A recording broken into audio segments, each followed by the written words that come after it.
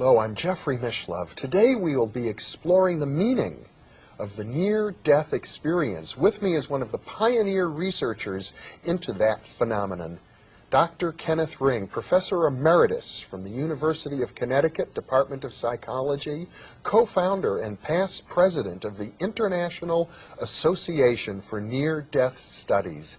Dr. Ring is the author of numerous books on the near-death phenomenon, including Life at Death, The Omega Project, Heading Towards Omega, Mind Sight, and Lessons from the Light. Welcome, Ken. Thank you, Jeffrey. It's a pleasure to be with you. I think by now it's probably the case that almost everybody has heard of the near-death experience, at least to some degree, but perhaps we should just summarize briefly what that experience is about. Well, briefly, Jeffrey, it's an experience that many people report when they're on the verge of death. Typical account would say that the person feels a sense of tremendous peace and well-being. There's often a sense of separating from the physical body and being able to see the body as though a spectator to it from an elevated position. Then if the person goes more deeply into the experience, there's often a feeling of moving through a dark and closed space, sometimes described as like a tunnel, at an increasing speed. Often people say at the speed of light, sometimes even faster than the speed of light.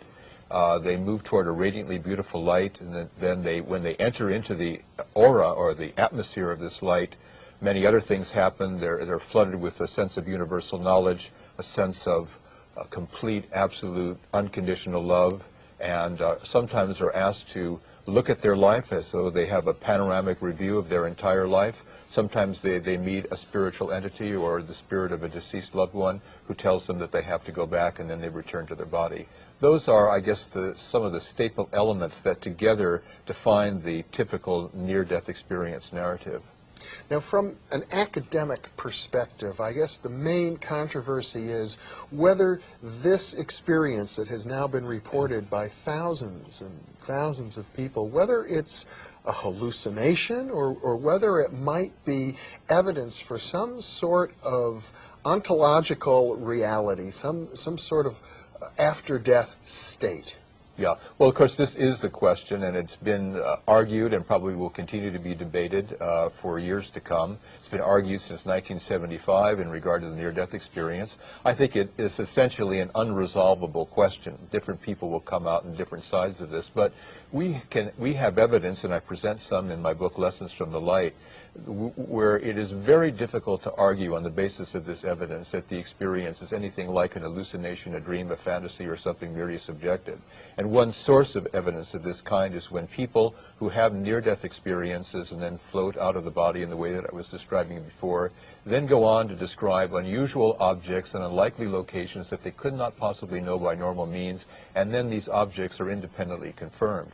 In addition to that, and again I have a chapter of this in Lessons from the Light, we've recently done research on people who are blind, and even those who are blind from birth can report classic near-death experiences and sometimes also describe being able to be aware of objects in their physical environment which can be independently confirmed by external witnesses. So it's data like these, among others, that suggest that whatever this experience it isn't merely something that people are imagining or dreaming or making up. We don't have any scientific explanation for it, at least from conventional science, but these facts and these observations are reported over and over again, so that science is going to have to take them into account one way or another. Well, as a parapsychologist, I am comfortable with the idea that people in their normal state of consciousness can experience extrasensory perception. They can obtain information by other means than through the normal senses. What I find really compelling about the near-death experience is that it seems to have a transformative effect on people. People's lives are changed the way they would be through having an awesome mystical experience. And this is another argument in favor of the idea that this is not an hallucination. Because it was a transient hallucination, first of all, hallucinations would probably be a lot more variable than the near-death experiences, and as you suggest, they wouldn't be expected to have these very profound and life lifelong changes. And I've done studies, follow-up studies of people that have had near-death experiences many years previously, and a lot of the after effects of the near-death experiences are not just evanescent, but they last for seemingly for a very long time, if not the entire duration of a person's life. And these effects, I think, are just as interesting in their own way as some of the elements of the near-death experience are that I was describing earlier. Let's talk about what some of these effects are. Some of the main ones, and this has been found in a number of different studies that have been done in at least 4 different countries in the world, are a sense of a greater appreciation for life and for nature, a sense of greater feelings of self-worth. One of the most pronounced effects has to do with feelings about other people. There's a much heightened compassion and caring and concern for other people, a greater love for other people. People that have near-death experiences become less materialistic. They become less interested in impressing others or, being successful in conventional terms. They're much more spiritually oriented. They're not more religious, interestingly enough, but they say that they're much more spiritually oriented, and many of them seem to develop or awaken through this experience unusual psychic gifts that they say either were not present before or have developed much more to a much greater extent than had been the case prior to their near-death experience. So this would be according to the self-reports, I Yes. presume. But not only self-reports, because in some cases, for example, in one of my studies, we got behavioral assessments by people who knew these individuals well before their near-death experience and afterward, such as close friends or family members. And generally speaking, the same kinds of self-report information was corroborated by the people who were external witnesses to these individuals. Although often those persons didn't necessarily take the same view of these changes, they did concur that they actually did take place. Well, it strikes me that the kinds of changes you're describing, more harmony with nature, greater love and compassion, better relationships, these are the same sorts of things that are ascribed to enlightenment, people who have gone through a process of spiritual evolution. Well, I agree with that, and I think that one of the ways to understand what the near-death experience is, it is a spiritual transformation, and it leads to many of the same kinds of effects, at least in some of our stronger cases, as those are talked about, for example, in books on cosmic consciousness and very, very highly developed states of consciousness. It seems that the near-death experience is almost like I would say like a spiritual seed that's implanted in the individual, and then in the individual's life, as that seed is nurtured, it then begins to develop in this particular way, so that individuals do move into higher states of consciousness that are suggestive of, well, I'm not saying these persons are enlightened. I know, I would say that they're not, but they move in that particular direction. There's an unfolding of higher states of consciousness that seems to be potentiated by this experience. You know, in my experience as a psychotherapist, I have seen people who have had the near-death experience, and the problem for them was that they were not living an evolved life. They were just ordinary people, sometimes involved in materialistic, even unethical activities, and they couldn't return to their old life after having had the experience, and that was very troublesome. They didn't, they were neither here nor there. They were lost. Well, we have found this also, and that's why organizations like the International Association for Near-Death Studies that you mentioned earlier was set up to provide supportive and other kinds of services for persons who are having a difficult time working this through. You mentioned that they have better relationships. Well, I would qualify that. They care more about other people. But in fact, as often happens when death or a near-death incident occurs within a family, the strain on human relationships within the family or within the person's primary group is often very pronounced. So people have a difficult time working through these kinds of experiences and coming to terms with them and integrating them into their lives. So I'm not suggesting by any means that the kinds of transformative effects are easy on a person's life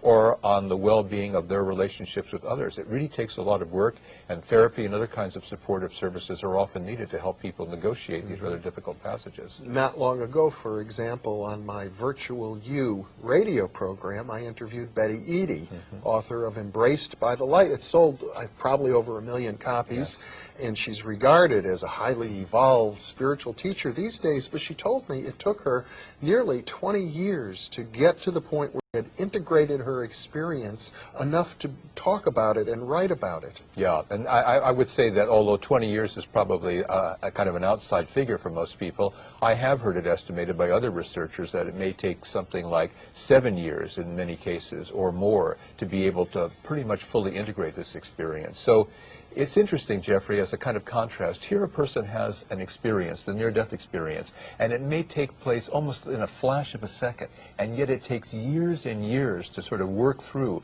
what was given in that moment, as in mystical experiences where you can have an illuminated insight, within a very short period of time, and then maybe take 30 years to, to write a series of books to try to say what you learned in that particular moment. And that's very much the challenge that a near-death experiencer has to face as well.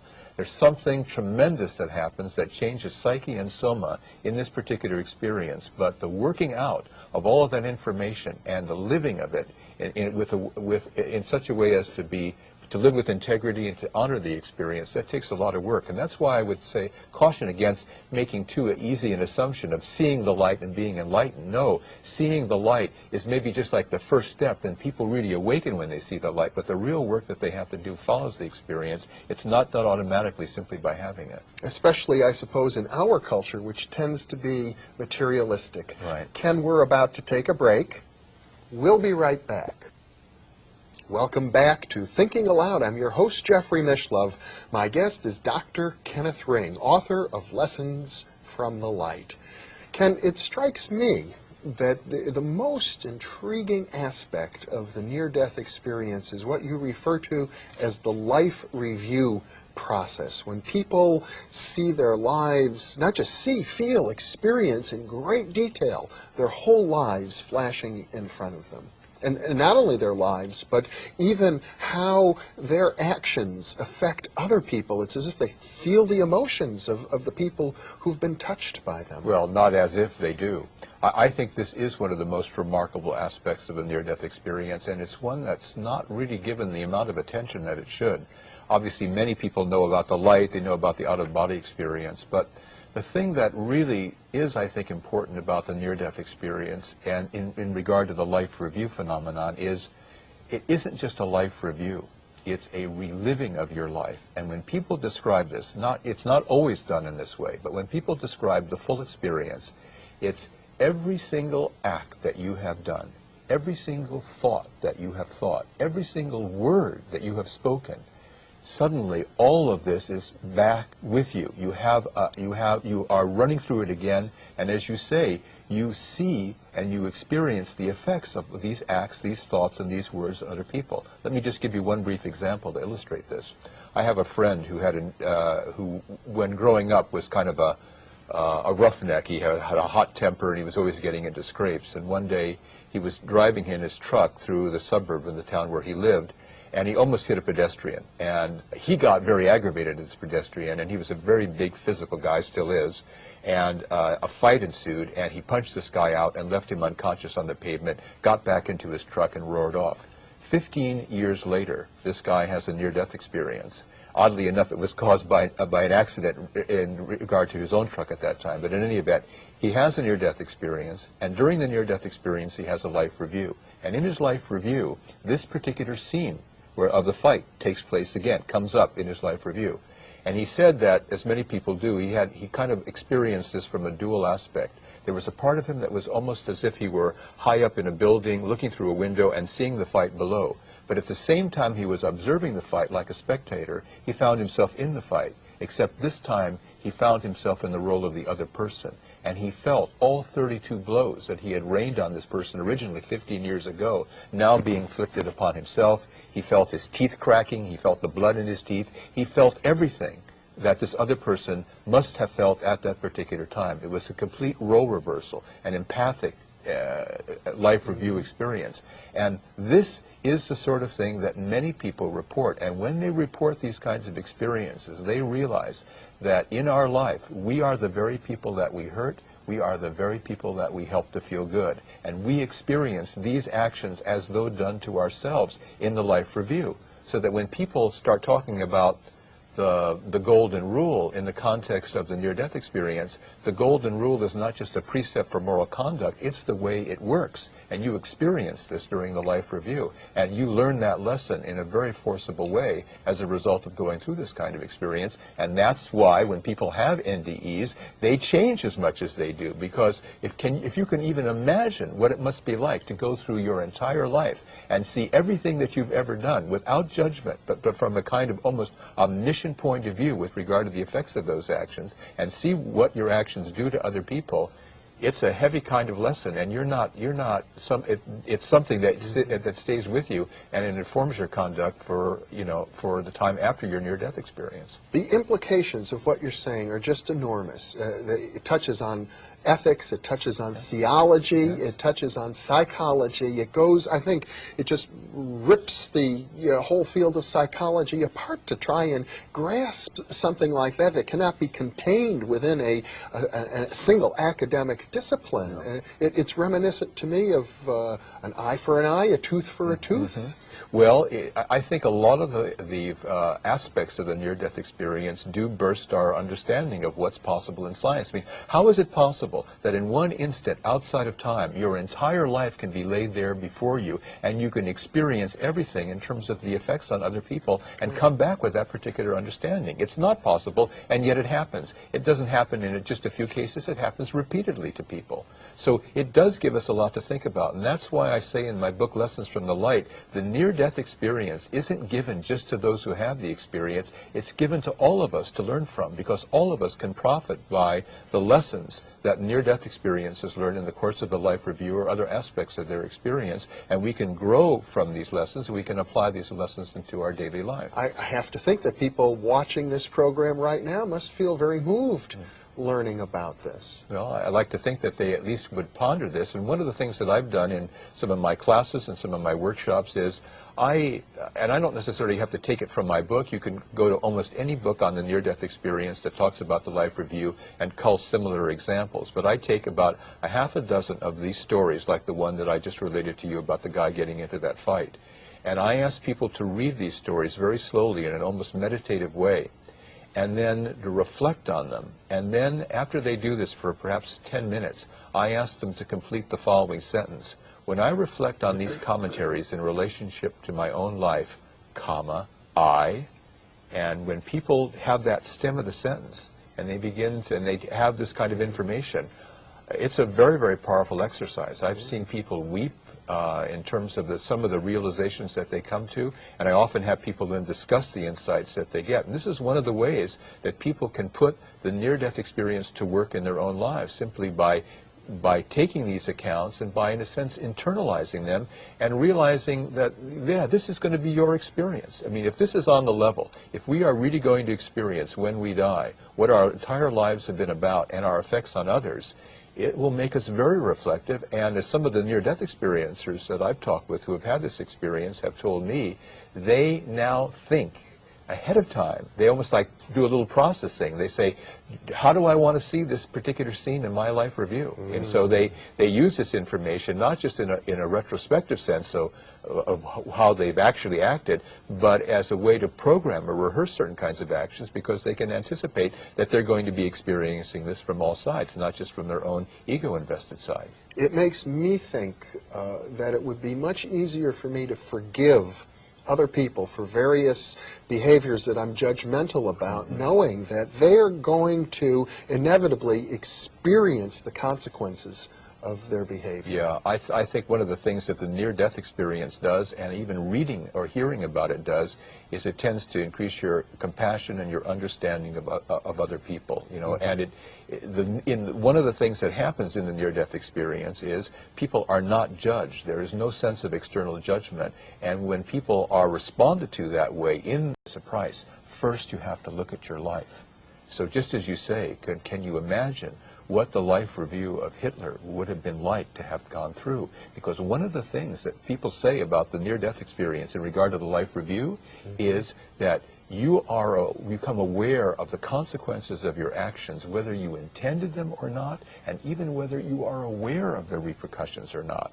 So, I mean, if you think of all the ramifications of Hitler's decisions about how things were going to be done prior to and during World War II, not just with the Jews, but with all the atrocities, you know, that man died over 50 years ago. You wonder whether his life review is over yet. Well, Perfect justice. It seems as if the life review takes place outside of our normal space and time. It does. Because it might take forever. Yes. Yeah, I'm saying, I'm not really meaning literally that his life review is not over yet, but because people say in the near-death experience, and when they have the life review, that they are outside of time, and yet they can process all this information. And a lot of people, not to give it a heavy tone, because people have the near-death experience, they don't say, I don't want people to feel guilty about this. I don't want, they say, it's like a learning experience. It's meant to show you something. Because Hitler, obviously, is the most extreme case that we can use. In the normal case, what people say about the near-death experience and what they learn from the life review is it shows them something. It teaches them something. It is a teaching. It's not something that's meant as a punishment or to scare people. And none of my remarks should imply that. It's meant to wake people up so that they simply become aware of the consequences of their actions before committing those actions, knowing that they themselves are going to have to be the recipients of them. It's as if there's only one person in the universe, and it's us. Well, Dr. Kenneth Ring, you're really showing me here that the near-death experience is not just for the experiencers, but it's for all of us who are hearing of it and learning about it. Thank you so much for being with me. Thank you, Jeffrey. Hello, I'm Jeffrey Mishlove. Today we're continuing our exploration of the near-death experience. My guest is Professor Emeritus Dr. Kenneth Ring, former member of the Department of Psychology at the University of Connecticut.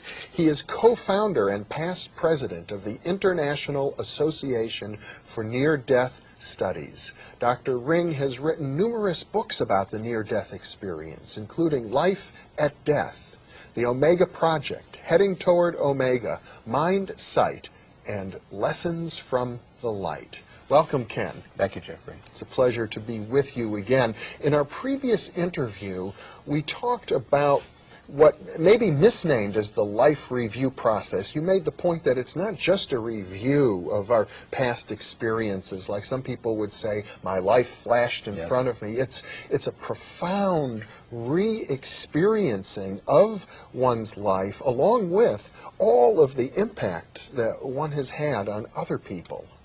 Yeah, it's a total experience. The life review is almost the passive aspect of it, but it really is a reliving of your life, and that's the term that some people use. And as you say, when we go through life, it's almost like we go through life with blinders, because we're not fully aware at the time or even afterward of all the effects of our actions, nor do we think that our thoughts and feelings have effects in their own right.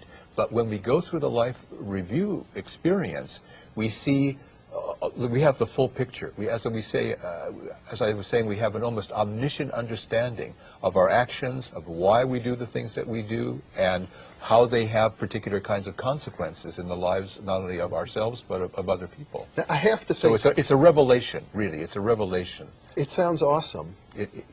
But I would have to think that many of your colleagues in the psychology profession, in particular, probably the most skeptical of all of the sciences when it comes to these sorts of experiences, that they must say we cannot accept these at face value because these experiences transcend any other kind of experience that we know about. The very thought that somebody in a matter of moments can review their life and experience what other people felt, it would seem impossible. Well, I think on the face of it, it does, and in terms of conventional science, it is. But the thing is that these experiences break the walls of conventional science down, and they open fissures in those walls, and we have to be able to peer through those fissures and to have a much broader view of what really is possible. The thing is, yes, these experiences on the face of it are impossible, but they happen. They happen repeatedly. They can be documented.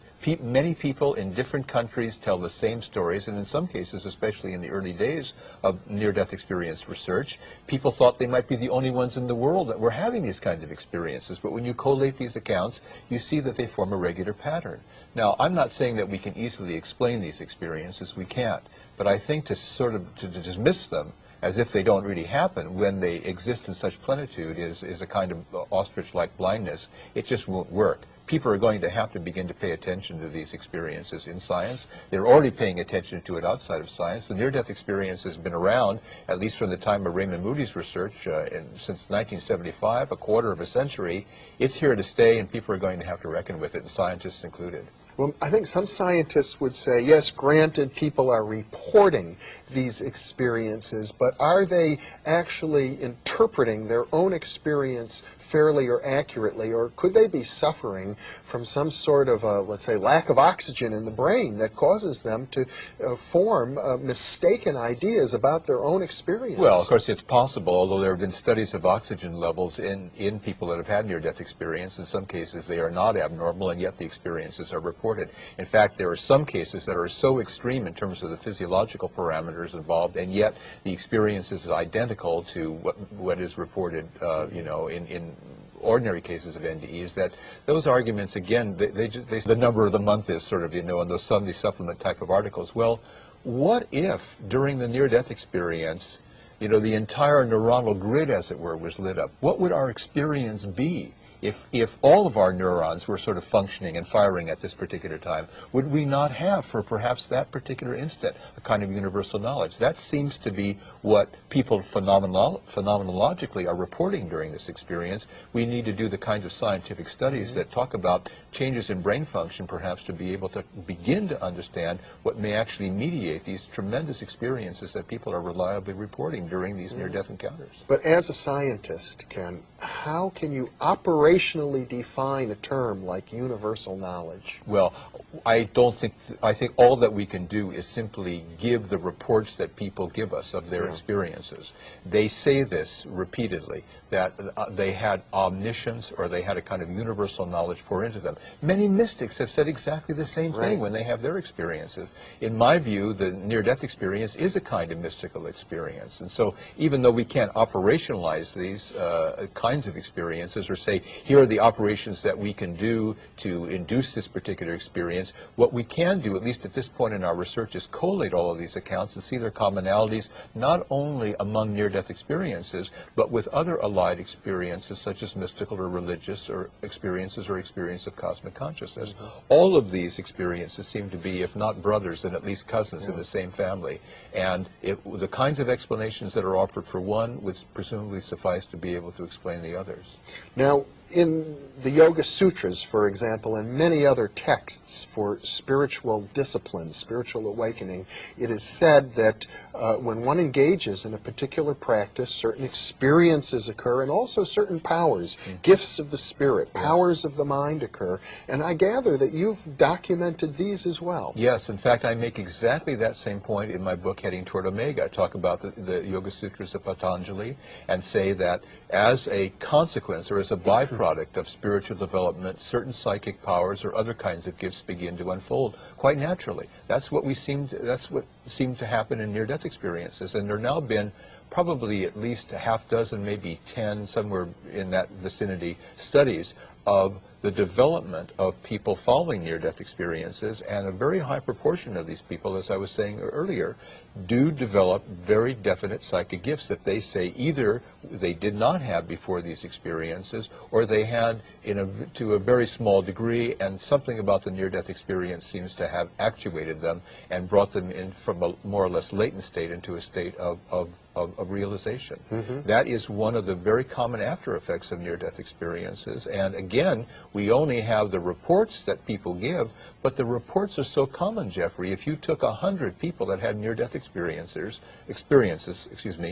probably at least half of them, if not more, would say that their psychic awareness decidedly increased, markedly increased after their own NDEs. It's almost as if there is an opening. There is an opening of a kind of channel, and when that channel begins to open, then these kinds of experiences can flow through. People become more intuitive, they become more psychic, they have a higher level of awareness. Some of them may channel, and this it's as if once the dam bursts, a lot of material of higher consciousness begins to flow through. Healing, for example, is something that you write about, and there I would think we can get medical corroboration. Yeah, at least potentially. There actually have not yet been performed really good scientific studies of people that have NDEs, but we do again have self-report data.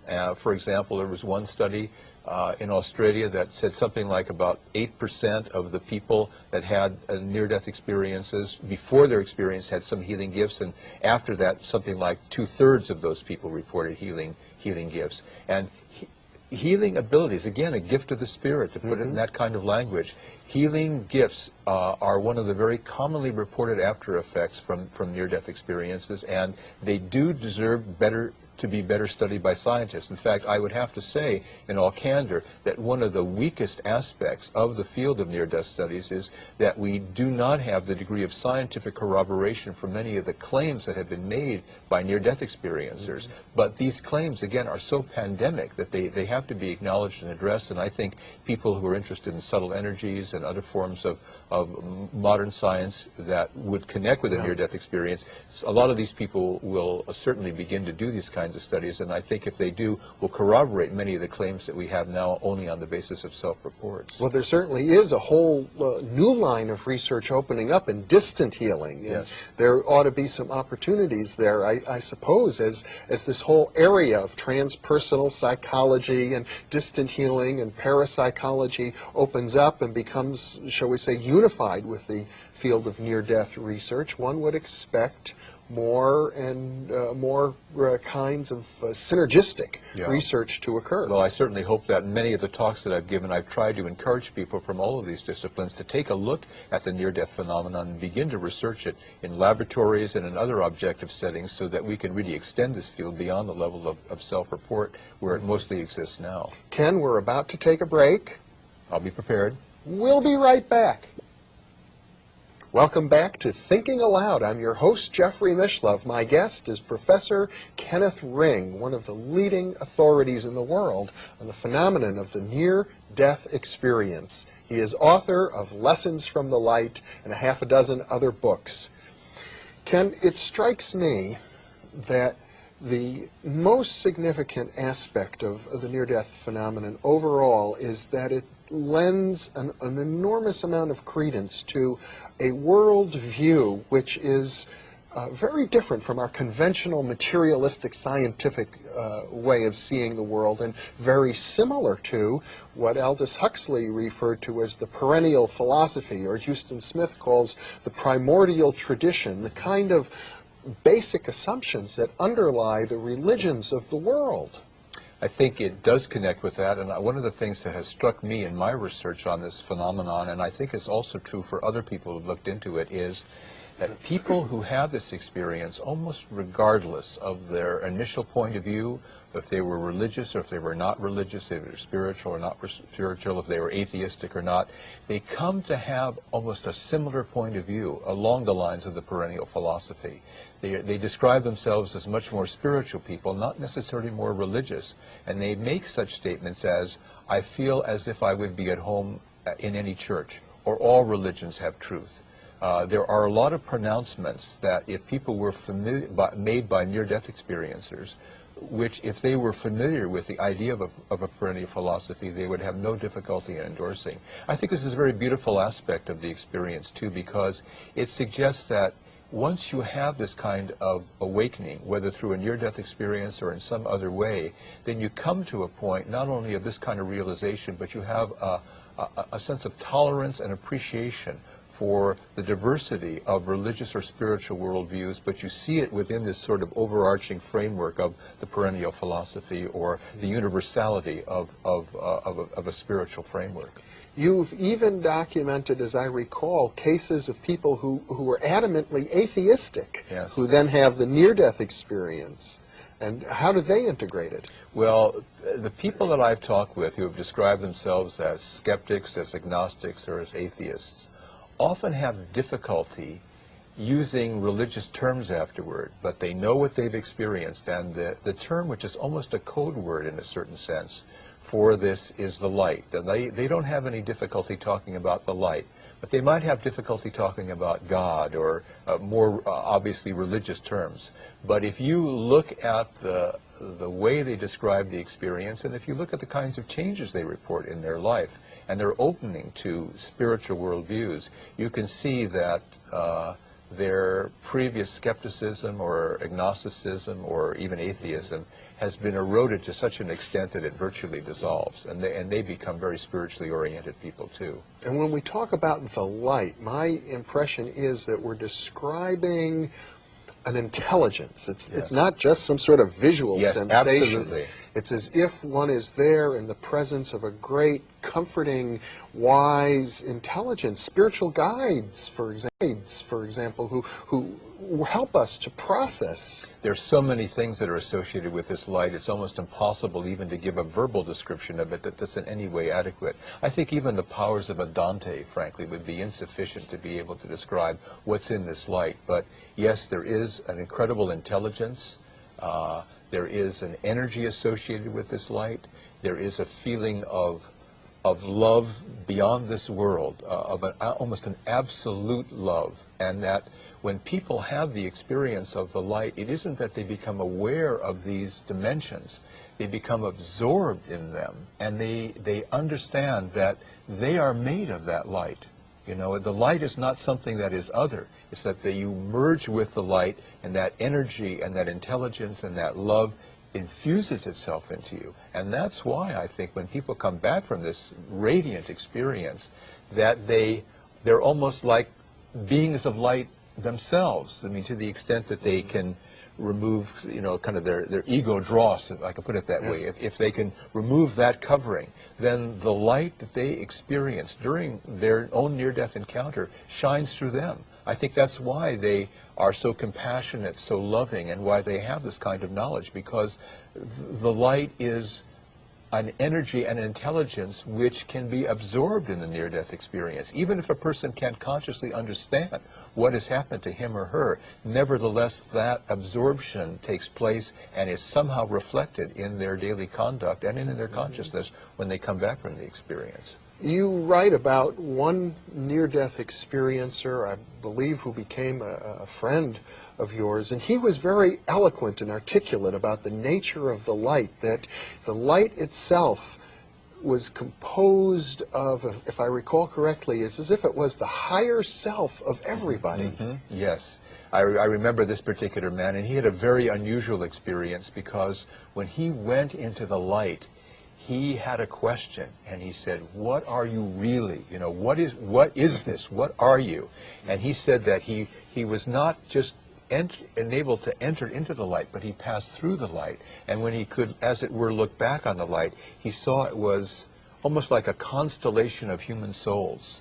That it was everybody's higher self, as you were describing. And again, that had a tremendous effect on this particular individual. But his experience went deeper, deeper than most. And in one chapter, I know the one that you're referring to in Lessons from the Light, I present some cases like his of the deepest, the most complex near-death experiences that I've discovered in the course of my research. And in all of these, although I don't have many of them, as with this man, people go into and then through the light, and they seem to go almost as if on a journey through the universe, and they get to a second light. They get to something that seems to be the primordial light, or the light of creation, or the light of God. I don't even know what terms are adequate to describe it. This man was one of those who had something more like the full near-death experience, although obviously he never died, but he penetrated further than most people ever have an opportunity to do. The sense that I have is that what these people are telling us is that my soul is linked to the soul of everyone else, that we are common, we share a soul in common, and that common soul that we all have links us to the Absolute. I think that's very well put, and I think what we have here in this world, we have a sense of division and separation. We are many bodies, but in the light, no pun intended, of the near-death experience, you realize there's only one being, and we are all connected to it. It's as if that primordial light that I was talking about that's where we really belong, that's where we really are. And so many people say, even when they enter into the experience of the light, I was home. One man said, "This is where I always was and always will be, and my life on earth was just a brief instant." So it's like in this brief instant that we call life, of course, which seems to expand and seems to be the totality of it. I mean, that's maybe all that we are aware of. But when we have the near-death experience, we realize this life is just a flicker. And where we really are and where we truly have our being is in that primordial light. And there we are truly all one. We are truly all one anyway, but we have the realization that we are one. We know it. It's not just an intellectual conviction. Well, this is very graphic testimony to what mystics have been saying throughout the ages. To me, the near-death experience is a type of mystical experience that's brought about by the proximity of death. Its essence is no different from a mystical experience. The only thing that's different about it are the circumstances that bring it into a person's awareness. And it's almost as if we're having an influx of mystical experience these days because of the availability of resuscitation technology that brings many people back from the brink of death and enables them to relate these stories to people like myself who are chroniclers of them, to people like you who are broadcasters of them, so that people understand that the mystical worldview is one that really can be reached from a number of different perspectives or avenues, I could say, of which the near-death experience is only one. But it teaches the same thing as traditional mystical experiences have taught us. Well, it's very powerful testimony, and the fact that it's occurring within a scientific framework suggests to me the possibility that what you've been taking part in since you co-founded the International Association for Near-Death Studies a quarter century ago is a cultural movement of great significance. Well, because it's hard to say where this is going, but I think many people who have taken the trouble to study or to read about or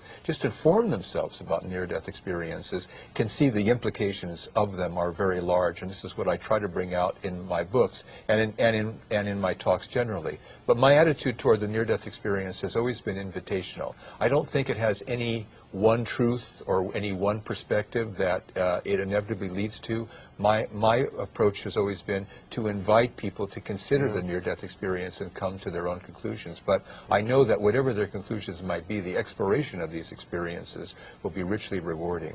To me, the one conclusion that is suggested by all of these accounts is that life has a purpose. Yes. And that is profound from the point of view of materialistic science, which says just the opposite. And it's almost universal that near-death experiencers say that. They say, I know that my life has a purpose. I know that life has a meaning. It is a big anecdote to kind of the bleak existentialism that was, so common, say, in the mid-20th century. That point of view simply is not maintainable in the light of the near-death experience. The sense of purpose, the sense of meaning is so much a part of this experience that it cannot be extracted, nor can it be, I mean, it can't be doubted. It's an inextricable part of the near-death experience, and people who study it will understand that if those experiences give us a sense of meaning, then even those of us who haven't had the experience can be buoyed up by the fact that there is meaning and purpose to our world. Dr. Kenneth Ring, thank you so much for being with me. My pleasure, Jeffrey. Thank you for having me. And thank you for being with us.